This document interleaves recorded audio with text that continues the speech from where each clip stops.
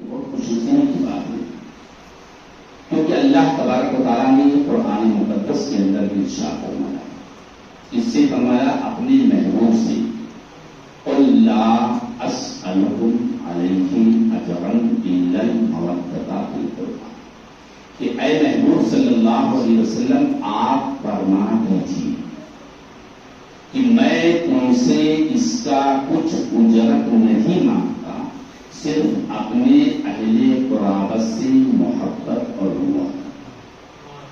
اب دیکھیے یہاں پر اللہ تبارک و تعالیٰ نے اپنے حبیب سے کہا کہ آپ اپنے چاہنے والوں سے کہہ دیجیے کہ میرے صدقے میں تمہیں ایمان ملا، میرے صدقے میں تمہیں نماز ملی، میرے صدقے میں تمہیں چلنا پھرنا اٹھنا بیٹھنا کھانا پینا سب کچھ آیا، تمام چیزیں میرے صدقے میں ملی، میں ان تمام چیزوں کا تم سے کچھ اجرت نہیں مانگتا، اگر مانگتا ہوں تو کیا؟ میری اہل بیت سے محبت، میری اہل بیت سے محبت۔ تو جو لوگ امام حسین کا نعرہ لگانے والے ہیں وہی لوگ اللہ کے اس فرمان پر عمل کیے کہ آج ہم اور آپ اہل محبت کی محبت میں یہاں بیٹھی ہوئی ہیں۔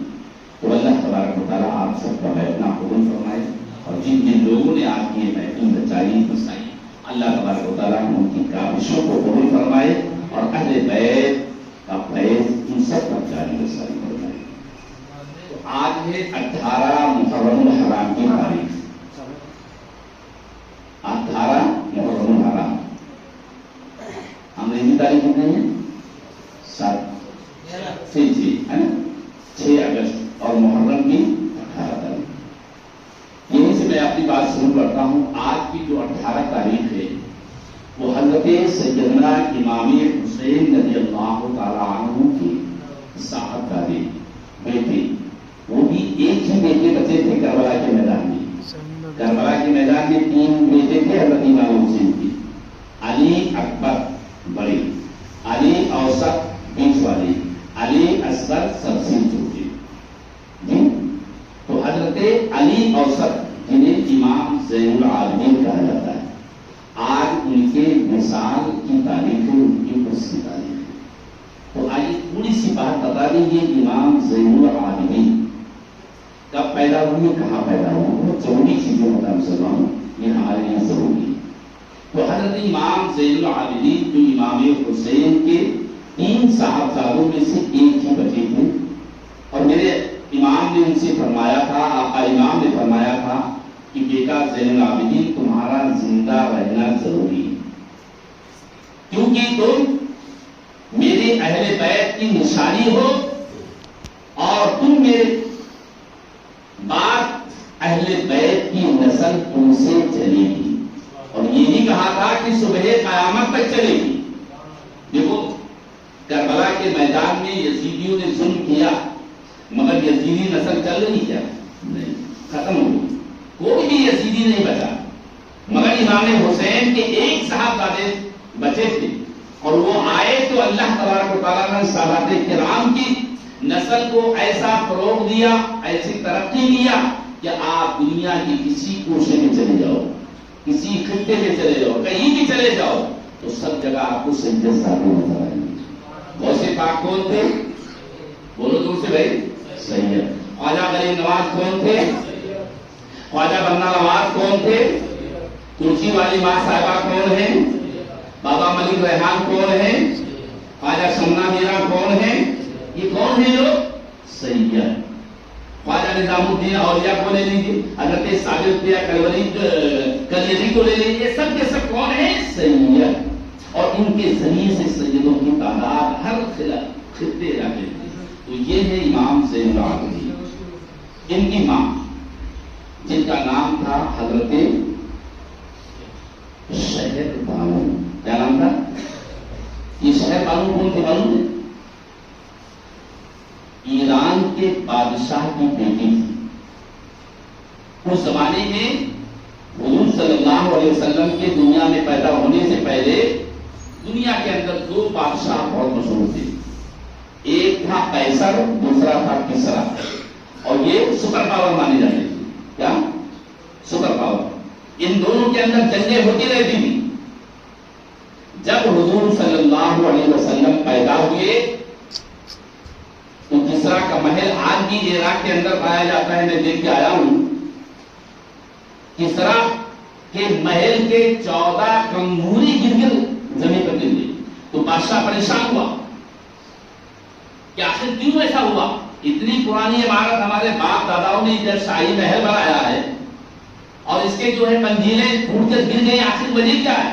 تو جب اہل علم والوں سے اس زمانے میں پوچھا گیا تو انہوں نے بتایا کہ اے بادشاہ سلامت، ایک ایسی ذات دنیا میں پیدا ہو رہی ہے کہ جس کی پیدائش کی وجہ سے تمہارے خاندان کے 14 بادشاہوں کا ایک ہی بار ڈگری ختم ہو جائے گا.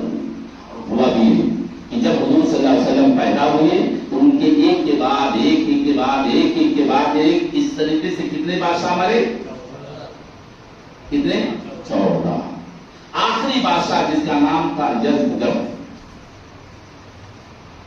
وہ حضور صلی اللہ علیہ وسلم کے دور میں آیا. اسی کی بیٹی ہے حضرت شہربانو. اتنا بڑا دشمن اسلام تھا، اس کی بیٹی ہے. جب حضرت عمر بن خطاب رضی اللہ تعالیٰ عنہ نے حضرت سعد بن ابی وقاص کو بھیجا، جاؤ اور کسرا کو فتح کرو اور کسرا کے محل میں جو کچھ ملے سب لے آؤ، کیونکہ جنگ کا طریقہ یہی تھا کہ سارا مال اکٹھا کر لیا جاتا تھا، سب اکٹھا کر کے لایا جاتا تھا. حضرت عمر بن خطاب کے بارگاہ میں جب کسرا کے محل کے تمام چیزیں اکٹھا کی گئی، آپ نے وہاں کے سونے جواہرات کو جب دیکھا تو آپ کی آنکھوں سے آنسو جاری ہوا. یا اللہ، تیرے محبوب ہم سے اچھے تھے، حضرت ابو بکر ہم سے اچھے تھے، ان کے زمانے میں اتنا مال و دولت تو نے نہیں دیا، کیا عمر کا کوئی امتحان لے رہا ہے؟ اس وجہ سے رونے لگے. تو جانتے ہو کیا کیا تھا حضرت عمر نے؟ سارا دولت لوگوں نے تقسیم کر دیا، سارا مال. اس کے بعد اس زمانے میں ماحول تھا کہ جب جنگ جیتی جاتی تھی تو مردوں کو قید کر لیا جاتا تھا، عورتوں کو بھی قید کر لیا جاتا تھا، انہیں بھی تقسیم کر دیا جاتا تھا اور پھر انہیں لے جا کے مارکیٹ میں بیچ دیتے تھے. عورت کو بھی مرد کو بھی بیچ دیا جاتا تھا. تو اسی کو غلام کہا جاتا ہے. کیا کہا جاتا ہے؟ غلام. جب ان کے تابع میں آ گیا تو اس کے گلے میں ایک پٹا ڈال دیا جاتا تھا کہ فلاں صاحب کا غلام یہ ہے، اس کے نام کی تختی لگی رہتی تھی. جہاں وہ جاتا تھا لوگوں کو معلوم ہو جاتا تھا، کیا ایجنسی لگی رہتی تھی، یہ فلاں کا غلام ہے، یہ فلاں کا غلام ہے. ایسے عورتوں کو بھی تقسیم کر دیا جاتا تھا. تو ان کو لونڈی بنا دی جاتی تھی نوکرانی کے طور پر. بہرحال وہ بھی ان کی غلامانی تھی.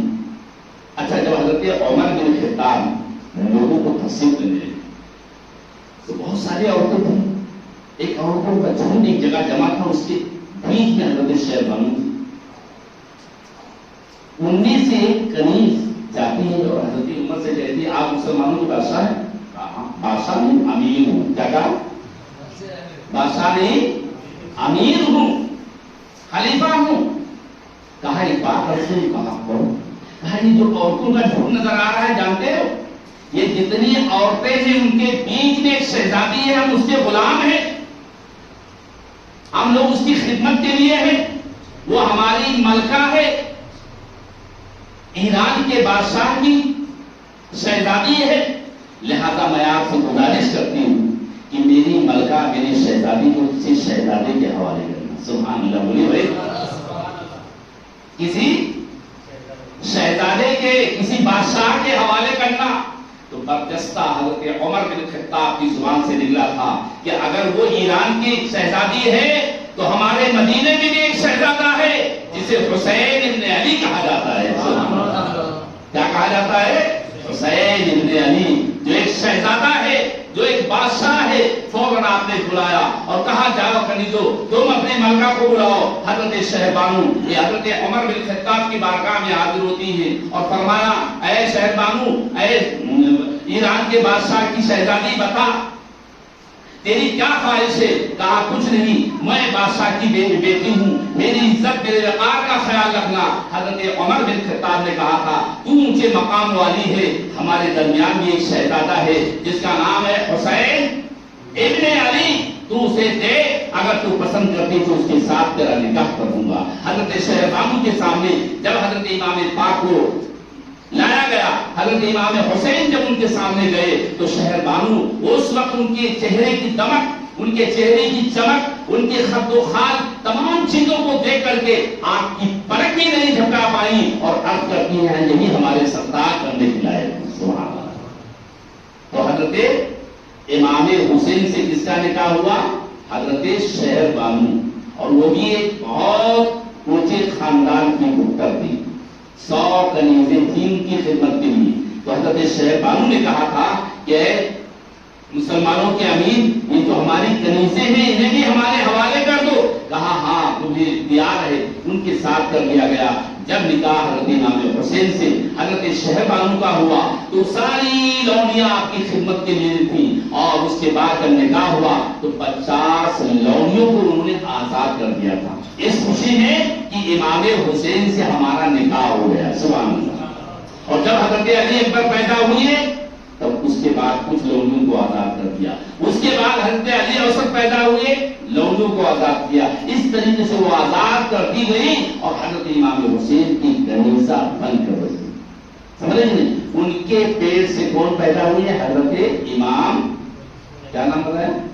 امام زین العابدین، جن کے آج شہادت عرس کی تاریخ ہے، وصال کی تاریخ ہے، جن کے ذریعے سے سادات کرام کی نسل دنیا میں گئی۔ تو بہرحال یہ بات ہم نے آپ کو سمجھنے اس لیے بتایا کہ یہ ہمارا طریقہ بھی ہے، کبھی آپ کو موقع ملے اور میرے کے ہماری شاہی چنا والی مسجد میں آنا ہو تو آپ دیکھیں گے کہ میں جب بھی کسی بزرگان دین کی عرس کی تاریخ آتی ہے تو ان کی حالات زندگی ضرور بتاتا ہوں، چاہے وہ سرکار خواجہ شمنا میرا ہو، چاہے وہ سرکار خواجہ بندہ نواز ہو، چاہے غوث پاک ہو یا خواجہ غریب نواز ہو، سب کے والے، کیونکہ یہ سارے کے سارے کیا ہیں؟ شعائر اسلام۔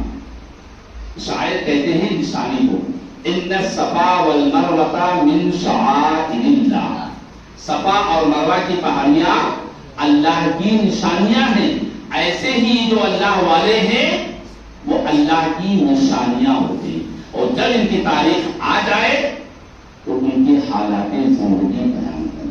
جیسے کہ محرم کا چاند نظر آیا تو ہر خاص و عام کی زبان پر یا حسین کا نعرہ بلند ہوگا کہ نہیں ہوگا؟ امام حسین کا نام لیا جاتا ہے کہ نہیں لیا؟ تو اس کی وجہ کیا ہے؟ یہ ہمارے اور آپ کے اوقات نہیں، بلکہ یہ اللہ نے ہمارے اور آپ کے دل میں ڈال دیا کہ جیسے محرم کا چاند دیکھو امام پاک کا چرچا کرنا شروع کر دیا۔ تو آج الحمدللہ آپ سب بھی امام حسین رضی اللہ تعالیٰ عنہ کا چرچا کر رہے ہیں۔ یہ امام حسین کون ہے؟ یہ ہمارے اور آپ کے آقا جناب محمد رسول اللہ صلی اللہ تعالی علیہ وسلم کی پیاری بیٹی حضرت سیدہ طیبہ طاہرہ بی بی فاطمہ رضی اللہ تعالی عنہ کی بیٹی۔ بی بی فاطمہ کے کتنے بیٹے تھے؟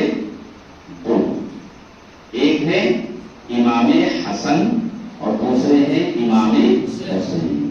ہم جب نعرہ لگاتے تو حسن حسین کہتے ہیں، حسن حسین، حالانکہ حسن کی ذات الگ ہے اور حسین کی ذات الگ ہے۔ امام حسین 5 شعبان المعظم سن 4 ہجری کو مدینے میں پیدا ہوئے۔ جب حضور صلی اللہ تعالی علیہ وسلم کو خبر ہوئی تو آپ حجرہ فاطمہ پر پہنچے اور حضرت اسماء بنت عمیس کے کپڑے میں لپیٹ کے حضور کے گود میں لیا۔ میرے آقا کریم صلی اللہ تعالی علیہ وسلم نے سیدھے کان میں اذان اور الٹی کان میں تکبیر پڑھا، جی سیدھے کان میں اذان اور الٹی کان میں تکبیر پڑھا۔ اب یہاں ایک مسئلہ سنیے آپ، ہمارے اور آپ کے گھر میں بچہ پیدا ہوتا ہے تو ہم کان دلاتے ہیں کہ نہیں دلاتے؟ جی اذان دلاتے ہیں کہ نہیں؟ امام صاحب کو بلائے یا کسی کو بلائے تو اذان دلاتے ہیں۔ تو ہمارے کچھ لوگوں کے ذہن میں یہ بات ہوتی ہے کہ جب تک بچے کے کان میں اذان نہ دی جائے تب تک وہ مسلمان نہیں ہوگا، حالانکہ یہ غلط ہے۔ کیا ہے؟ غلط ہے۔ پیدا ہونے والا جو بچہ ہے، جس ماں کے پیٹ میں 9 مہینہ پلا بڑھا، وہ کون ہے؟ مسلمان ہے کہ کافر ہے؟ بولو بھائی، مسلمان۔ اور جس باپ کا نطفہ اس ماں کے پیٹ میں گیا باپ کون ہے؟ وہ بھی مسلمان. تو جب باپ مسلمان ماں مسلمان تو پیدا ہونے والا بچہ بھی تو مسلمان ہی ہوگا. تو پھر ہم اذان کیوں دیتے ہیں؟ اذان کیوں دیتے ہیں؟ بانگ کیوں بجاتے ہیں؟ تو اس کا مقصد یہ ہے مسلمانوں کہ بچہ جب دنیا میں آئے تو اس کے کان میں جو سب سے پہلی آواز جائے وہ اللہ اکبر کی صدا جائے. بولو بھائی کیا سبحان اللہ. کیا جائے؟ اللہ اکبر کی صدا جائے. اس لیے ہم اذان دلاتے ہیں. اس لیے اذان نہیں دلاتے کہ اذان دیں گے تو وہ مسلمان ہوگا. پہلے کے بڑے بزرگوں میں یہ بات تھی جب علم نہیں تھا. آپ کو الحمدللہ علماء کی زبانی میں اور بھی بہت سارے طریقے سے ہمیں اتنا علم مل رہا ہے کہ ہم جانتے ہیں. ورنہ پہلے یہ تھا کہ جب کوئی بچہ پیدا ہوتا تھا اور اس کے کان میں اذان نہیں دی جاتی تھی تو قبرستان میں نہیں دفن کرتے تھے. کیا کرتے تھے؟ نالے میں کھڈا کھود کے دفن کرتے تھے. بڑی مخالفت اس کے ہم نے میرے نہیں کیا ہے. 26 سال سے میں ہوں بہت مرتبہ اس پر میں نے چرچا کیا. یاد رکھیں کہ جو بھی بچہ پیدا ہوتا ہے وہ کیا ہوتا ہے؟ ماں کے باپ کے ذریعے سے مسلمانی ہوتا ہے. اگرچہ وہ مراٹھی کیوں نہ پیدا ہو. اور اسی لیے کہا گیا ہے جو بچہ پیدا ہو تو اگر اذان دو یا نہ دو مگر نام ضرور رکھو. کیا نام؟ یاد رکھیے. کیونکہ حدیث پاک میں آتا ہے کہ جب بچہ دنیا سے بچپن میں دنیا سے رخصت ہو جاتا ہے تو وہ بچہ کل روز محشر میں ماں باپ کے لیے شفاعت کا ذریعہ بنے گا. حضرت مالک بن دینار کا مزار کہاں ہے؟ کاسر گوڈ کیرلا میں. مالک بن دینار لوگ جاتے ہیں زیارت کرنے سمندر کے کنارے. یہ اپنا واقعہ بیان کرتے ہیں کہ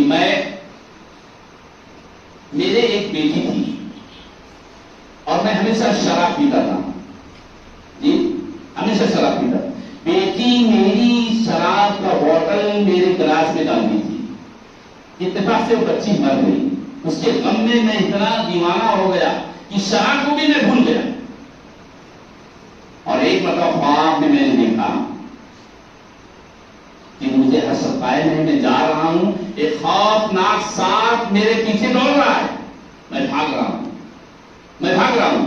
ایک دوسرے پتلے آدمی کو دیکھا. میں نے کہا بھائی مجھے بچا دو. میں خود ہی نکلا ہوں, میں تجھے کیسے بچاؤں گا؟ میں خود ہی اتنا کمزور ہوں, میں تجھے کیسے بچاؤں گا؟ جا وہ پہاڑ ہے نا, اس پہاڑ کے پیچھے دیکھ, کچھ امانتیں لوگوں کی ہو سکتا ہے تیری بھی کوئی امانت ہو جو تجھے بچا لے گا. لہذا وہ گئے. بہت سارے چھوٹے چھوٹے بچے وہاں کھیلنے.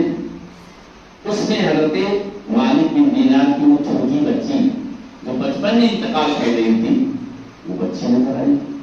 بابا جان کہہ کر سے ہوئی. اب وہ سانپ بھی ان کے پیچھے آ رہا. وہ بچی نے سانپ کو پکڑا پھینک دیا اور بچی نے کہا ابا اب تو توبہ کر لو, برائی سے چھٹکارا حاصل کر لو. کہا بیٹی یہ کون؟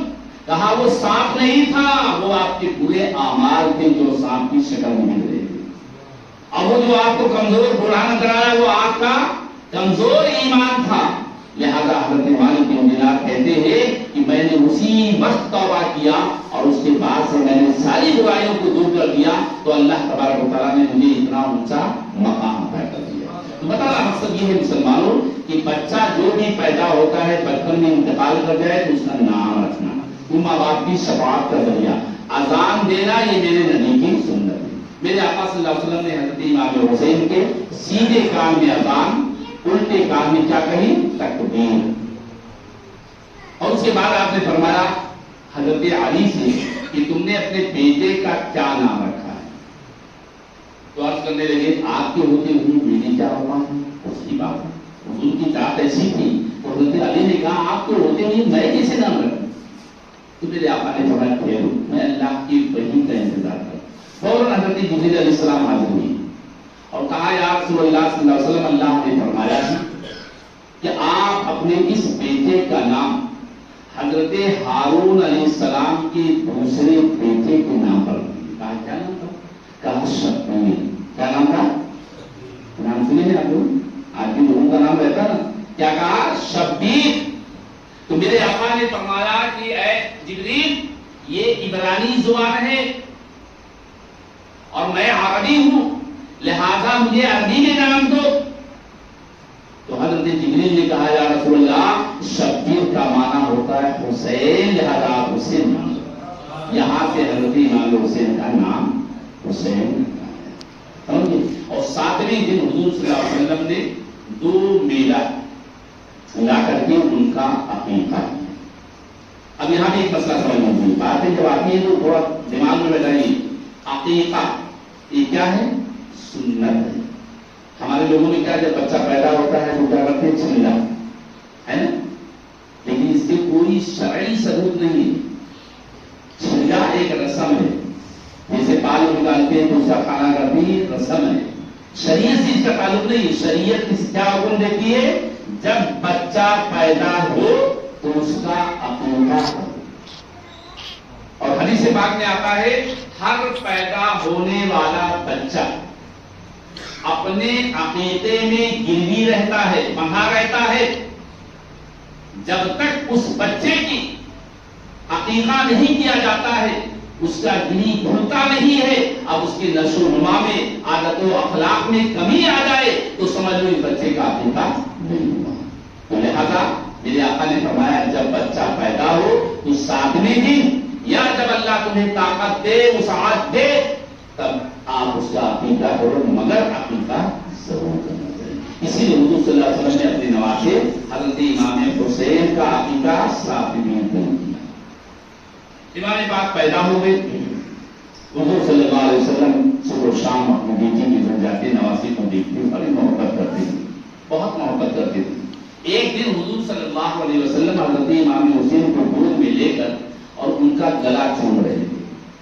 اتنے میں حضرت جبریل علیہ السلام حاضر ہوئی اور کہا یا رسول اللہ صلی اللہ علیہ وسلم اللہ تبارک و تعالیٰ آپ کے نواسے کی پیدائش پر آپ کو مبارکباد دیتا ہے اور ساتھ ہی ساتھ آپ کو تعزیت بھی پیش کرتا ہے. تعزیت کیا کہتے ہیں؟ غم کی بات. جیسے ہم اپنی زبان میں بولتے ہیں کسی کی میت ہو جاتی تو ہم جاتے تو بات کر کے آتے ہیں، اسے تسلی دے کر آتے ہیں. تو ایسے ہی تعزیت پیش کیا. میرے آقا نے فرمایا نہیں مبارکباد تو صحیح ہے لیکن تعزیت کا کیا مطلب ہے؟ کہا یا رسول اللہ صلی اللہ علیہ وسلم ایک زمانہ ایسا آئے گا جب آپ دنیا میں نہیں ہوں گے، اس کا باپ نہیں ہوگا، اس کی ماں نہیں ہوگی، اس کا بھائی حسن نہ ہوگا. آپ کے ہی امتیوں میں سے کچھ ایسے ظالم اور جابر ہوں گے جو ننگی تلوار سے آپ کے اس بچے کو اس جگہ پر چھری چلائیں گے، تلوار چلائیں گے جس جگہ کو آپ چھوڑ دیں گے. یا رسول اللہ اگر آپ کہیے تو وہاں کی مٹی بھی لا کر دوں.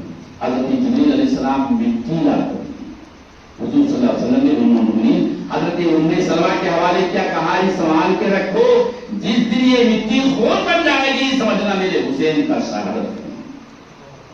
تو پتہ یہ چلا کہ حضرت امام حسین کی پیدائش کے ساتھ ہی آپ کی شہادت کی خبر مشہور ہوئی.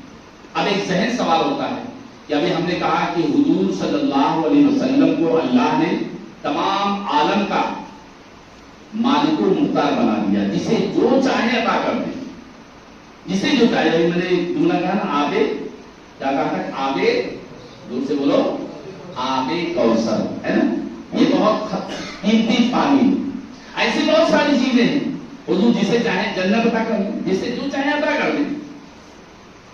جب حضور صلی اللہ علیہ وسلم کو اللہ نے یہ طاقت دیا، حضور دعا مانگتے، ڈوبا ہوا سورج پلٹ آئے حضرت علی کے لیے، حضور جو ہے انگلی سے اشارہ کر دے چاند دو ٹکڑے ہو جائے، حضور چاہے اپنے انگلیوں کو پانی میں ڈال دے تو اس میں سے چشمہ جاری ہو جائے، حضور چاہے تو جس چیز کے لیے بھی حضور نے دعا کیا اللہ نے قبول کیا.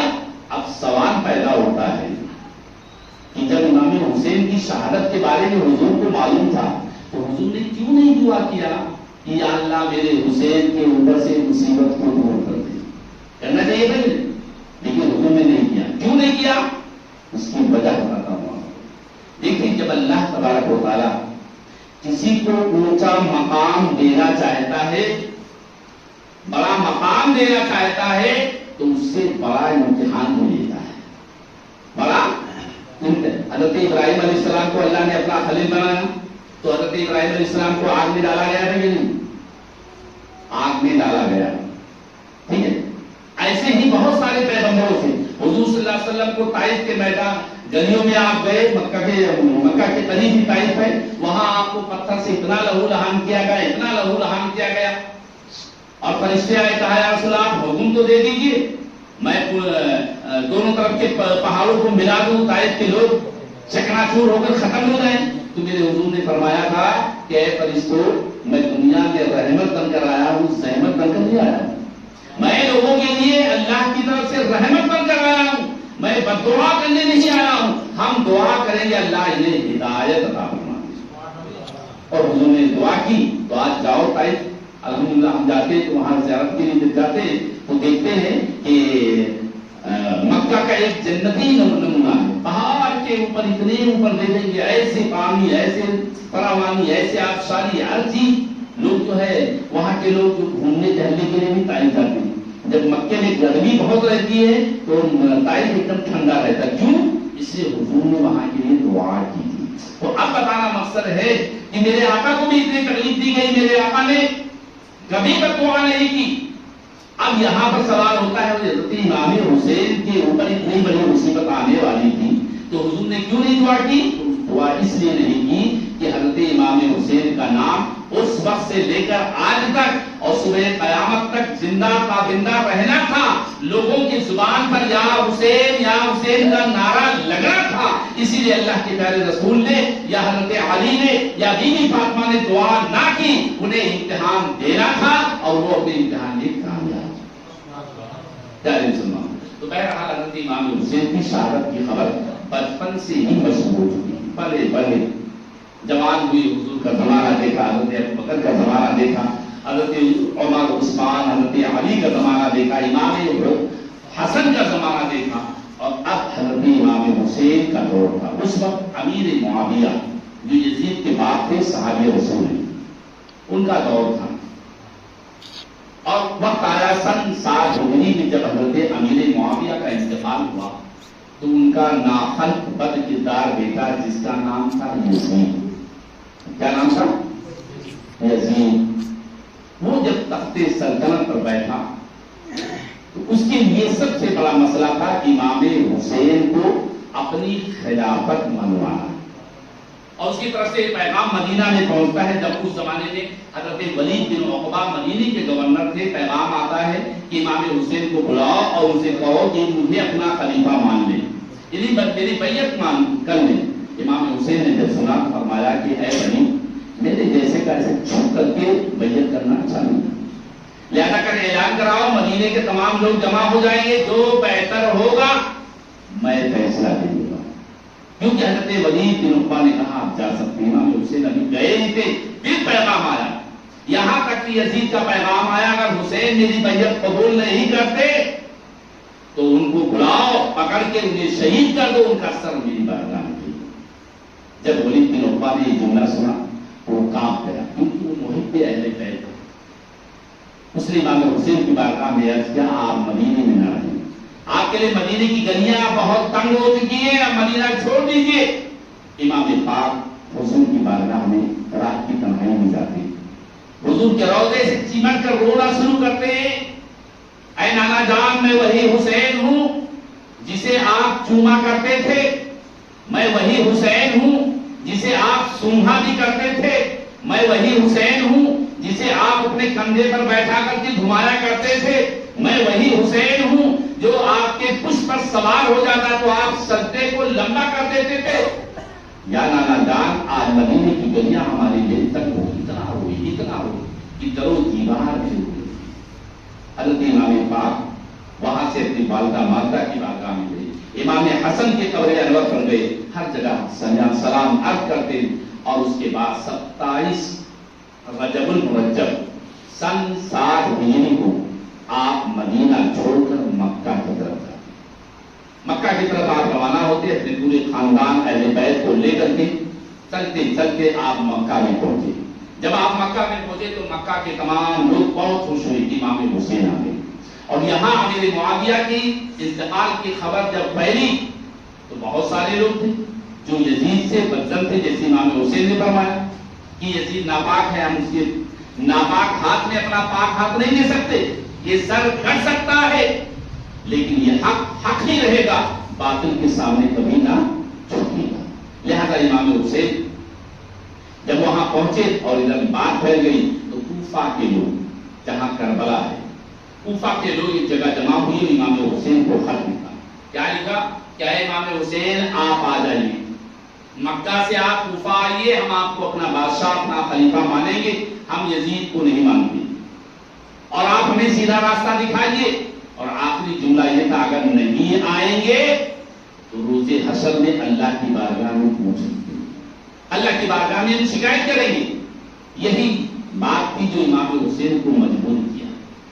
لہذا جب وہ خطوط آنا شروع ہوئے تو تاریخ بتاتی ہے، ایک روایت میں آتا ہے 150 خطوط، اور ایک روایت میں آتا ہے 12,000 خطوط آئے تھے۔ کتنے؟ اب 12,000 خط ہوگا تو کئی کوٹے تو بھر گئے ہوں گے۔ بہرحال وہ خطوط آتے گئے اور حضرت امام حسین ان تمام خطوں کو پڑھتے، ایک ہی جیسا اس میں لیٹر ہوتا تھا۔ آپ پڑھتے گئے، رکھتے گئے، پڑھتے گئے، رکھتے گئے، سب سے مشورہ کیا، ہر کسی نے منع کیا آپ مت جائیے، کیونکہ کوفہ وہ جگہ ہے کہ وہاں کے لوگ وعدہ خلاف ہیں، جو وعدہ کرتے وہ نبھاتے نہیں، منافقانہ ذہن ہے۔ آج سے پہلے انہوں نے آپ کے والد پر حملہ کیا، آپ کے والد کو شہید کیا، حضرت امام حسین پر حملہ کیا، انہیں تکلیف دیا، آپ کو بھی بلا رہے ہیں، آپ کے ساتھ وہ دغابازی کریں گے۔ مگر امام پاک یہی بات سنتے، یہاں تک کہ آپ نے سب سے پہلے اپنے ایک بھائی جن کا نام تھا حضرت امام مسلم بن عقیل، ان کو بھیجا اور کہا جاؤ وہاں کے حالات دیکھ کر آؤ اور دیکھو لکھو۔ حضرت امام مسلم جب وہاں پہنچے تو ایک ہی دن میں 18,000 لوگ بیعت کر لی، بڑھتی گئی تعداد، بڑھتی گئی، یہاں تک کہ 40,000 لوگوں نے حضرت امام مسلم کے ہاتھ پر بیعت کیا۔ اور جب بیعت کر لیا تو انہوں نے لکھ دیا امام پاک آپ چلے آئیے۔ کوفہ کے لوگ بہت خوش ہیں، آپ کا انتظار کر رہے ہیں، لہذا امام حسین وہاں سے چلے۔ کتنی تاریخ کو؟ 3 ذی الحجہ سن 60 ہجری، اپنے اہل بیت اور اپنے جانثاروں کو لے کر، روایتوں میں آتا ہے 72 جانثار، 19 نفوس قدسیہ، مرد بھی ہیں عورتیں بھی ہیں، سب کو لے کر چلے۔ منع کرنے والوں نے بہت منع کیا مگر آپ نہ رکے، اور ہوتا بھی یہی ہے کہ لاکھ تدبیر کرے بندہ تو کیا ہوتا ہے، وہی ہوتا ہے جو منظور خدا ہوتا ہے۔ امام پاک کے نصیبہ میں اللہ نے شہادت لکھا تھا، لہذا کسی نہ کسی ہیلا سے آپ کو وہاں تک جانا ہی تھا۔ لہذا امام حسین جب وہاں سے چلے تو یہاں یزیدیوں نے حضرت امام مسلم کو شہید کر دیا، ان کے دونوں صاحبزادوں کو شہید کر دیا، اور امام حسین وہاں سے چلے، چلتے چلتے چلتے چلتے مقام پر پہنچے۔ مقام ضرور آتا ہے، اور اس میں آپ نے دیکھا کہ جب بھی کوئی ملتا تو آپ اس سے سوال کرتے، پوچھتے کیا حال ہے کوفہ کا، تو سامنے والا یہی بتاتا، جیسے کہ اس زمانے کا شاعر تھا، تو اس سے پوچھا آپ نے تو اس نے کہا امام پاک آپ حق پر ہیں، لہذا کوفہ والوں کا دل تو آپ کی طرف ہے، مگر یزید اور یزید کے ماننے والے جو ہیں ان کے پاس مال و دولت ہے، لہذا ان کی تلوار ان کی طرف ہے، وہ کب بدل جائیں گے پتہ نہ چلے گا۔ آپ سنتے گئے اور آپ اللہ کی رضا پر راضی نہیں، پڑھتے گئے، یہاں تک ایک مقام آتا ہے، مقام ضرور میں لکھا۔ جب وہاں آپ پہنچے تو حج کر کے قافلہ جا رہا تھا، اور جس قافلے کے امیر جو تھے ظہیر بن قیس تھے، ظہیر بن قیس جی نام تھا، انہیں آپ نے بلایا لیکن نہیں آئے۔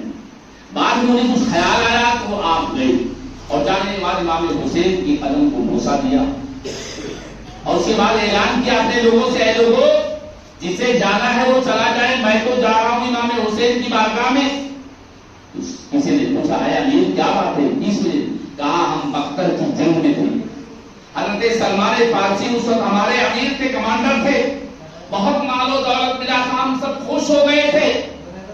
تو اس وقت حضرت سلمان فارسی نے کہا تھا کہ اے لوگوں آج تمہیں مال و دولت ملی ہے، تم خوش ہو، اس سے کمال کی بات بتاتا ہوں، میدان کربلا ہوگا، آقا کریم صلی اللہ علیہ وسلم کے لہتے جگر، بی بی فاطمہ کے نور نظر، مولا کائنات کے دل کے ٹکڑے حضرت امام حسین جب کربلا کے میدان میں ہوں گے تو اس وقت ان کی حمایت میں ان کا خیال رکھتے ہوئے جو ان کے نام پر اپنی جان کو قربان کر دے گا اس سے بڑی اسے خوشی حاصل ہوگی. سبحان اللہ.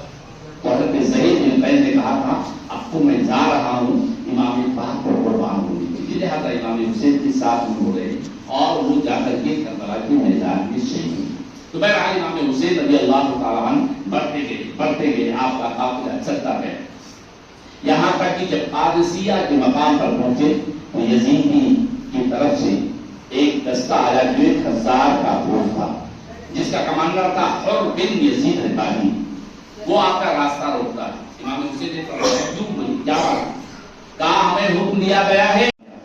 نصیحت کے طور پر کھڑے ہوئے آپ نے فرمایا تھا اے کوفہ کے لوگوں میں خود نہیں آیا ہوں تم نے مجھے بلایا ہے. میں خود نہیں آیا ہوں تمہارے لے کر تمہارے خطوط ہمارے پاس آئے ہیں تب میں آیا ہوں. ان میں سے کچھ ایسے بھی تھے جو خط لکھنے والوں میں تھے. امام پاک نے فرمایا نام لے کر وہ سر جھکا دیا.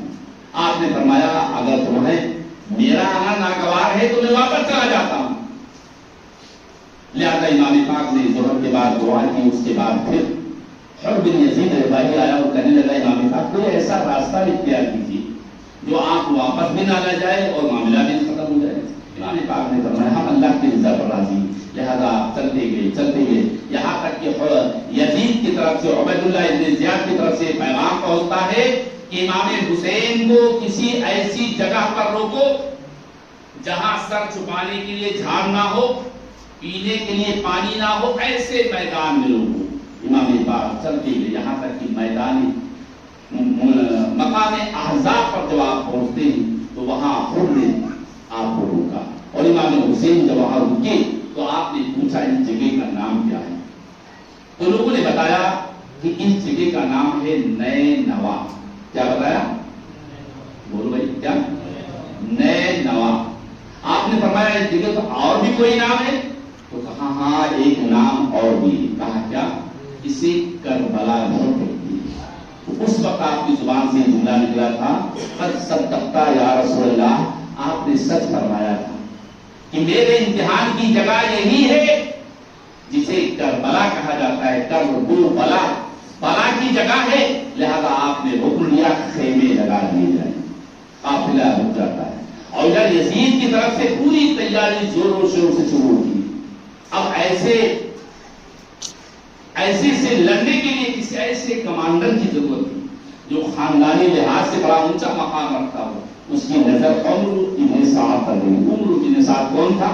یہ ایک صحابی رسول کا بیٹا تھا. بڑے اچھے مقام کے لوگ اس میں تھے اچھے لوگوں کے. لیکن ان کا دل دولت کے لیے اتنا لالچی ہو گیا تھا کہ وہ دل کے بھی اندھے آنکھ کے بھی اندھے کر گئے. امام حسین کے لیے عمرو ابن سعد کو منتخب کیا گیا. عمرو ابن سعد نے کہا نہیں یہ مجھ سے نہیں ہوگا. کہا تمہیں حکومت بڑا جگہ کی حکومت دی جا رہی ہے کی حکومت دی جا رہی ہے. آخر اپنے ایمان کو 3 محرم الحرام. اچھا میں بتا رہا تھا کہ امام حسین کا خیمہ جب لگا وہ تاریخ کتنی تھی؟ 2 محرم الحرام. چلے تھے آپ تک 3 ذوالحجہ کو اور 2 محرم الحرام 1 مہینے کا سفر کر کے آپ اس جگہ پر پہنچے جہاں کربلا کی جنگ ہوئی. 2 محرم الحرام سن 61 ہجری کو امام حسین نے خیمہ لگایا اور عمرو بن سعد نے 3 محرم کو رہ کی حکومت کے لالچ میں اپنے ایمان کو فروخت کر دیا اور امام حسین کے مقابلے کے لیے گئے. اور اس کے بعد فوجیں آتی گئی. اسی میں ایک ایسا شخص تھا جس کا نام تھا شمر دل جوشن. کیا نام تھا؟ شمر دل جوشن. یہ شمر کون تھا؟ حضرت علی کرم اللہ وجہ کریم کا سالہ تھا. اس کی ایک بہن جو ہے حضرت علی کی بیوی تھی اور اس کے 6 بھانجے وہاں تھے موجود. حضرت عباس علمبردار یہ شمر کے سگے بھانجے تھے. یہ شمر دل جوشن کہ جسم پر سفید داغ تھا. حضرت امام حسین نے فرات کے کنارے جا رہے تھے. آپ نے دیکھا ایک طرف آپ کے دوسری طرف شمر. آپ نے دیکھا تیسری بار فرمایا قد صدقتا یا رسول اللہ. میرے نانا جان نے سچ فرمایا تھا کہ کربلا کا میدان ہوگا اور ایک اغلقی کتا میری اہل بیت کے خون میں منہ ڈالنا ہوگا. یہاں پر حضرت امام حسین نے اسے دیکھ کر فرمایا تھا گویا کہ ابلتی کتا چتکبرا کتا جو ہوتا ہے اسی شکل میں سمر تھا اور آپ نے فرمایا ابلتی کتا یہی ہے. لہذا ہوا بھی یہی.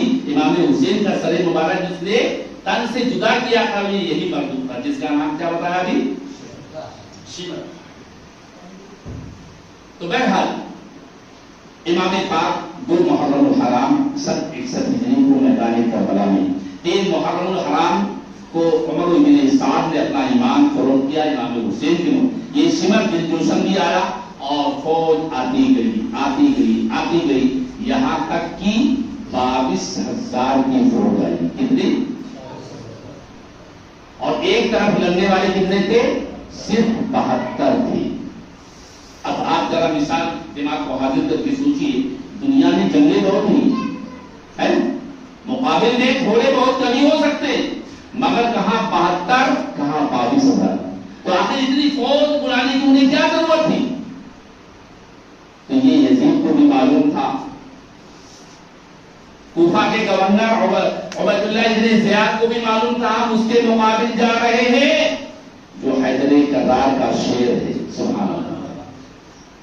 جو نبی کا نواسا ہے جسم کے اندر خون فاطمہ گردش کر رہی ہے ہم اس کے مقابل جا رہے ہیں. انہیں معلوم تھا کہ ہم شیروں کے شیر کے مقابل جا رہے ہیں اس لیے اتنی ساری فوجیں بھیجتے گئے. جب 22,000 کی فوج 7 محرم الحرام کتنے 7 محرم الحرام کو 500 فوجیوں کو لگا کر امام حسین اور نہر فرات کے درمیان جو جگہ تھی وہاں پر پہرا بٹھا دیا گیا ہے. گویا کہ 7 محرم الحرام کو امام حسین پر پانی بند کر دیا. اب یہاں بھی سوال پیدا ہوتا ہے دعا والی بات آئی نا کہ امام حسین دعا کرتے تو نہر فرات تو خود چل کر آ جاتا لیکن اللہ کو منظور کیا تھا 3 دن بھوکا اور پیاسا اس لیے پانی بند کیا گیا. آپ نے صبر سے کام لیا. 7 محرم الحرام سن 61 ہجری کو آپ پر پانی بند کر دیا گیا. اس کے بعد 8 کا دن گزرا 9 کا دن گزرا 9 کی رات میں نقار جنگ یزیدیوں کی طرف سے بننے لگا.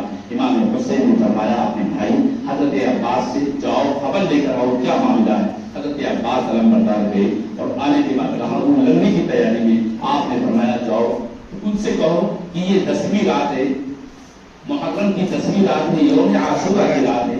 ایسی رات میں عبادت کرنا بہت ثواب ہے. لہذا پہلے کے لوگ بھی عبادت کیے ہمارے نانا جان نے بھی عبادت کیا ہمیں بھی موقع دے. ہو سکتا ہے میری زندگی کام دے میری زندگی ساتھ دے یا نہ دے ہو سکتا ہے ہماری زندگی کی آخری رات ہو.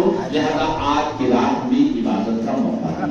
لہذا جو کمانڈر تھا عمر ابن سعد نے اجازت نہیں دیا اور امام حسین پوری رات عبادت کرتے رہے رات گزر رہی تھی. آپ کے صاحبزادے حضرت علی اکبر اپنے خیمے میں سے کل معلوم ہے کہ میدان جنگ ہونے والی ہے باہر کی طرف دیکھ رہے ہیں.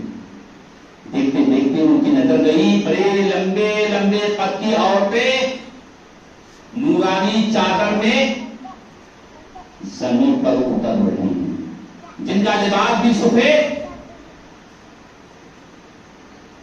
اور جن کے بال بڑے لمبے لمبے ہیں اور سب کے چہرے نورانی ہیں. وہ آ کر پھیل جاتی. علی اکبر نے یہ منظر دیکھا تو اپنی پھوپھی جان جو بازو میں تھی حضرت سیدہ زینب سے کہا پھوپھی جان ذرا میدان کی طرف دیکھو یہ کون ہے. آپ نے دیکھا تو آپ کے آنکھوں سے آنسو جاری ہوا. تعجب میں پڑ گئی اتنی ساری عورتیں یہاں موجود ہیں کیا کر رہی ہیں. امام پاک کی بارگاہ میں پہنچی حضرت سیدہ زینب اور آپ کے صاحبزادے حضرت علی اکبر انہوں نے اپنی بات رکھی. امام حسین کی آنکھوں سے آنسو جاری ہوا. فرمایا بہن تمہیں معلوم نہیں ہے وہ جنتی عورتیں ہیں اس میں میری نانی جان بھی ہے میری امی جان بھی ہے اس میں جنتی عورتیں سب آئی ہیں زمین پر بیٹھ کر کے کنکریاں چن رہی ہے. کل علی اکبر جب ہمارا شہید ہوگا تو کوئی کنکر اسے چب نہ جائے اس لیے وہ بیٹھ کر کے امام حسین کی آنکھوں سے आंसू जारी होता है, सैयदा ज़ैनब भी रोने लगती है, हजरत अली अकबर भी रोते हैं। इस तरीके से ये रात गुजर जाती है। 10 मुहर्रम हराम सन 61 हिजरी जुमा का दिन आता है।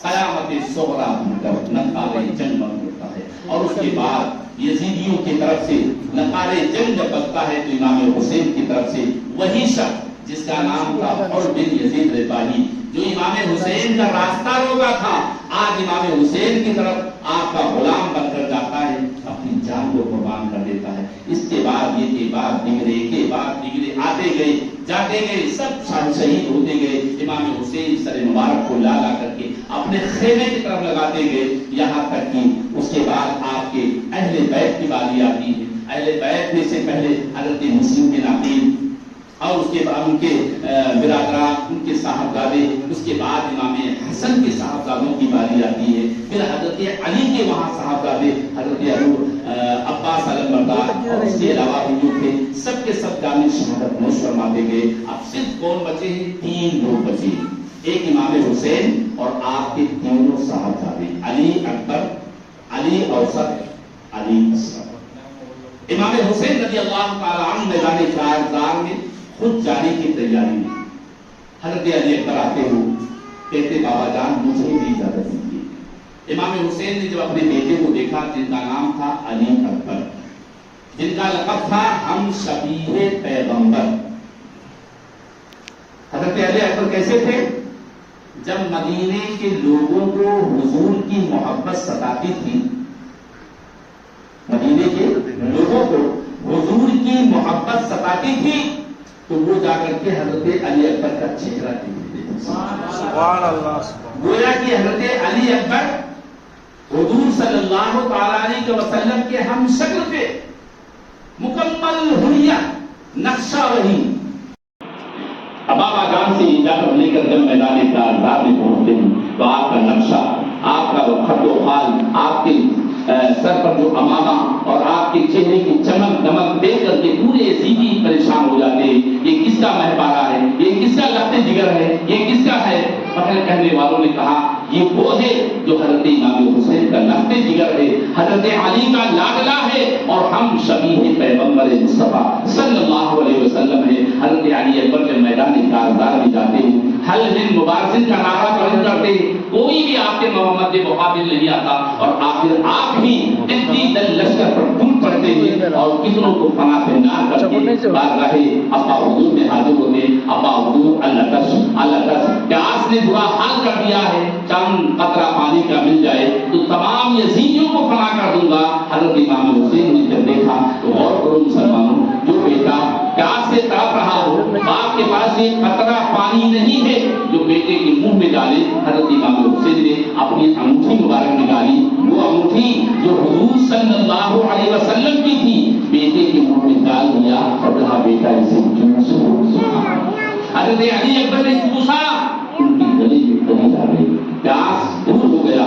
फिर मैदान कारज़ार में जाते हैं और आखिर एक मरबूत ने नफा खुला हुआ ऐसा वार किया कि हम सभी के पैगंबर अपने घोड़े से नीचे आता है और आपका सर तल से जुदा कर दिया जाता है।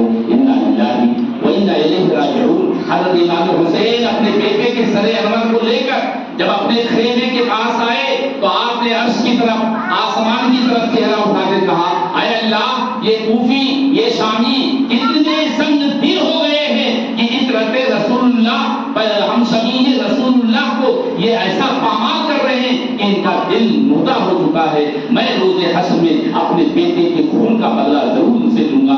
इस तरह से इमाम हुसैन आपके बड़े साहबजादे शहीद होते हैं। उसके बाद नन्हे से अली असगर जो हजरत शहबानों की गोद में थे, उन्होंने कहा था ले जाओ, और नन्हा सा बच्चा है, प्यास से तड़प रहा है, इन मरबूतों से कहो। लेकिन जब आप गए तो हरमल नामी एक शख्स ने ऐसा तीर मारा जो हजरत अली असगर के गले को छेदता हुआ इमाम हुसैन के बाजू में बेबस हो जाता है। आपने तीर को खींचा, खून का फव्वारा निकला, नन्हे से मासूम के हल्क से एक आवाज निकलती है।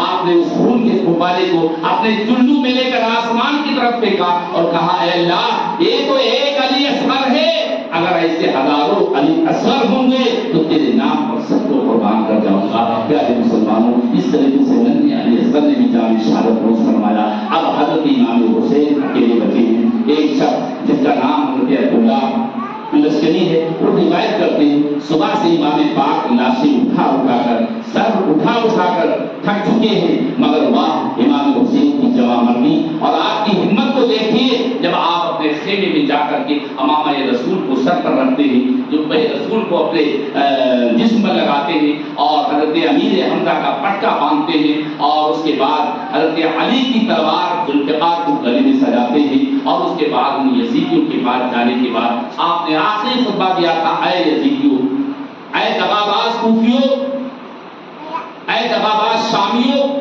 تم نے مجھے بلایا اور میں تمہاری دعوت پر یہاں آیا. اب تم میرے ساتھ ایسا ظلم کر رہے ہو. صبح سے تم نے ہمارے 72 جانے ساروں کو شہید کیا، ہمارے بیٹوں کو شہید کیا، بھائیوں کو شہید کیا، ہمارے خاندان کے لوگوں کو شہید کیا. ابھی بھی میں تمہیں موقع دیتا ہوں، کیونکہ میرے نانا جان نے فرمایا تھا کہ جن کا ہاتھ، جن کا دامن خون حسین سے رنگین ہوگا، کل روز حشر میں ان کا دامن نیکیوں سے خالی ہوگا. ابھی بھی میں تمہیں موقع دیتا ہوں اور مجھے پہچانو، مجھے جانو، میں نواز رسول ہوں. پوری دنیا میں مجھ سے اعلیٰ مقام والا اور کوئی نہیں ہے. پیارے مسلمانوں، کتنے تو ایسے تھے ان کی آنکھوں سے آنسو بھی جاری ہوئے، مگر امام حسین کا یہ خطبہ سن کر اور وہ ابن سعد، شمر بن جوشن، یہ سب چلانے لگتے ہیں، شور مچانے لگتے ہیں. اور امام حسین نے کہا ٹھیک ہے.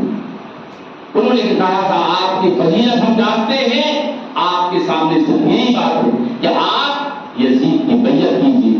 امام حسین نے فرمایا تھا یزید ناپاک ہے، میں پاک ہوں، لہذا یہ پاک ہاتھ یزید کے ناپاک ہاتھ میں کبھی نہیں جا سکتا ہے. ہم اپنی جان دے دیں گے مگر حق کے لیے ہمیشہ سیدھا ہی رہیں گے. امام حسین نے جب اعلان کیا، ان یزیدیوں نے جو بڑے بڑے نامی گرامی اس زمانے کے سپاہیوں کو بچا کے رکھا تھا، بہت سارے تھے، ان میں ایک ایک بات نگلے آتے گئے امام حسین کے مقابل، اور سب کو امام حسین گھیرے اور ککڑی کی طریقے سے کاٹتے گئے. جو بھی آیا، بدر بن ساحل نام کا ایک آیا، بڑی ڈینگیں مار رہا تھا. امام حسین نے فرمایا ارے کس کے سامنے تو ڈینگیں مارتا ہے؟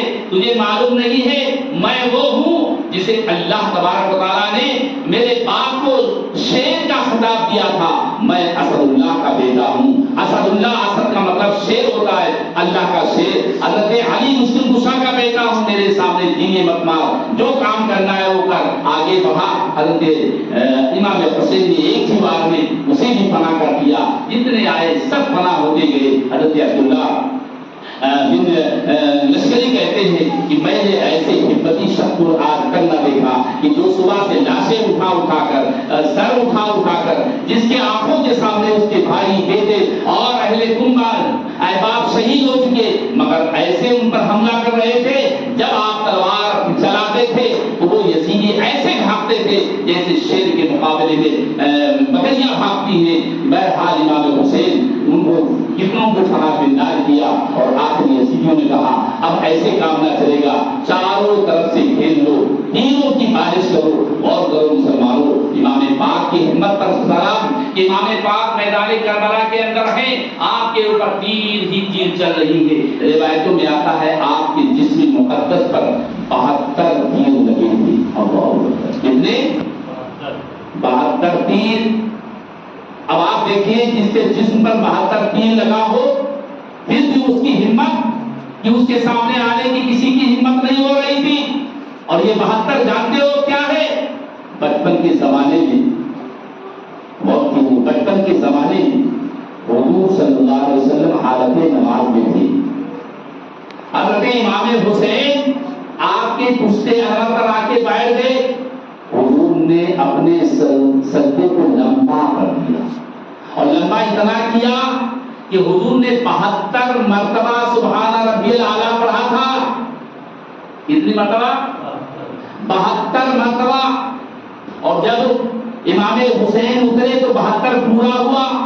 اور اس کے بعد میرے آقا نے فرمایا نماز سے فارغ ہونے کے بعد آئے میرے لگتے جگر تو میری پشت پر آیا، میں نے آج سجدے کی حالت میں اللہ کا نام 72 مرتبہ لیا. امام حسین بچپن میں مسکرا دیتے ہیں نانا جان کو بھی، آج اس کی تعبیر پیش کر رہے ہیں. بولا یہ بتانا چاہتے ہیں نانا جان، آپ کے پشتے انور پر میں سوار ہوا، آپ نے 72 مرتبہ سبحان ربی الاعلیٰ کہا تھا، اور تمہارے اس دین کے لیے میدان کربلا میں 72 تیر دیکھا کر کے اس کا حق ادا کر دوں گا. اور ہوا بھی مسلمانوں، امام حسین کا جسم زخموں سے چور رہے. آخر ایک مردود نے آپ کی پیشانی مبارک پر تیر مارا، وہ تیر ایسا لگا آپ نے طاقت لگا کے کھینچا، خون کا فوارہ جاری ہوا. اب آپ اپنے گھوڑے پر نہیں رک سکنے کے قابل تھے، لہذا گھوڑے سے نیچے آتے ہیں. جب نیچے آتے ہیں تو بہت سارے تھے، ہولی آگے بڑھتا ہے، سنان آگے بڑھتا ہے، مگر کسی کی ہمت نہیں ہوتی، کیونکہ جو شیر لیٹا ہوا ہے، جو زخمی شیر موجود ہے، اس کے آگے آنے کی ہمت ابھی بھی نہیں ہوتی ہے. مگر یہی مبلکی کتا جس کا نام ابھی میں نے لیا تھا، کیا لیا تھا؟ شمر، جس جوشن آپ کے سینے اقدس پر سوار ہو جاتا ہے. امام حسین نے دیکھا، فرمایا کون کا شمر؟ کہا ذرا اپنا سینہ کھول کے دیکھا. جب سینہ کھولا تو اس کے جسم پر سفید داغ تھا. آپ نے فرمایا میرے نانا جان نے میرے قاتل کی جو نشانی بتائی تھی وہ تیرے اندر پائی جاتی ہے. لہذا آپ نے فرمایا اے شمر یہ بتا یہ کون سا وقت ہے؟ کہا جمعہ کا وقت ہے. اس وقت مسجدوں میں کیا ہو رہا ہوگا؟ اس وقت مسجدوں میں نمازیں ہو رہی ہوں گی. آپ نے فرمایا اے شمر میرے جسم سے ٹوٹ جا اور میں اپنی زندگی کی آخری نماز اپنے رب کی بارگاہ میں ادا کر لوں. شمر نے کہا نہیں، کیونکہ اسے معلوم تھا یہ شیر اللہ ہے، اگر میں ہٹ گیا تو ان کی تلوار ہمیں دو ٹکڑے کر دے گی. حضرت امام حسین نے فرمایا کہ اچھا ٹھیک ہے چل ہمیں نماز کا تو موقع دے. کہا نہیں دوں گا.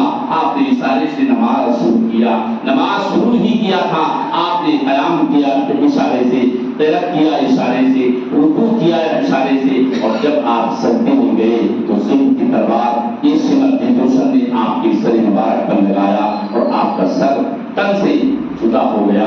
انا للہ و انا الیہ راجعون. پیارے مسلمانوں، 10 محرم حرام سن 61 ہجری بروز جمعہ کا دن ہے. 57 سال 5 ماہ 5 دن کی عمر میں حضرت امام حسین نے نماز کو بچانے کے لیے، شریعت کی حفاظت کرنے کے لیے اپنے خاندان کے ساتھ ساتھ اپنی بھی جان کو اللہ کے نام پر قربان کر دیا. یاد کیجیے مسلمانوں، امام حسین رضی اللہ تعالیٰ عنہ نے میدان کربلا میں شہادت حاصل کر کے دنیا والوں کو یہ پیغام دیا کہ اے دنیا والوں، حق کے لیے لڑنا. جب حق کی بات آ جائے تو تم ثابت قدم رہنا، کچھ بھی ہو جائے اب ہم باطل کے سامنے اپنے سر کو مت جھکانا. اور سب سے بڑا پیغام جو آپ نے دیا وہ نماز کا. لہذا ایسے کہ مسلمانوں ہمارے لیے بھی ضروری ہے امام حسین کی اس پیغام پر نماز کی پابندی کرو، اپنی مسجد کو آباد رکھو. اذان کی صدا، اذان کی آواز تمہارے کان میں آئے، سب کام چھوڑو مسجد میں آؤ. جو بھی وقت ملتا ہے آپ اللہ کی بارگاہ میں سروا سجود کرو. یقینی بات ہے امام حسین کا صدقہ ہمیں اور آپ کو ضرور ملے گا. امام حسین نے اپنی زندگی کے آخری لمحات میں بھی نماز کو نہیں چھوڑا. تو لہٰذا آج ہمارے لیے بھی ضروری ہوتا ہے کہ ہم بھی امام حسین کی یاد جہاں منا رہے ہیں وہیں ان کے طریقے پر بھی چلنے کی کوشش کریں. اپنی بات کو یہی ختم کرتے کرتے اللہ رب العزت کی بارگاہ میں ہم دعا اور فریاد کرتے ہیں کہ میرے بولنے میں کسی قسم کی غلطی ہو گئی ہو، اللہ اسے معاف فرمائے. ہمیں اور آپ سب کو امام حسین کے نقش قدم پر چلنے کی توفیق عطا فرمائے. شہدائے کربلا کا صدقہ اللہ ہم سب کو عطا فرمائے. جتنے بھی حضرات یہاں بیٹھے ہیں ذکر یاد حسین میں، سب کا بیٹھنا محبت حسین میں اللہ قبول فرمائے. اور یہی ہمارے اور آپ سب کے لیے، ہمارے اور آپ کے والدین کے لیے ذریعے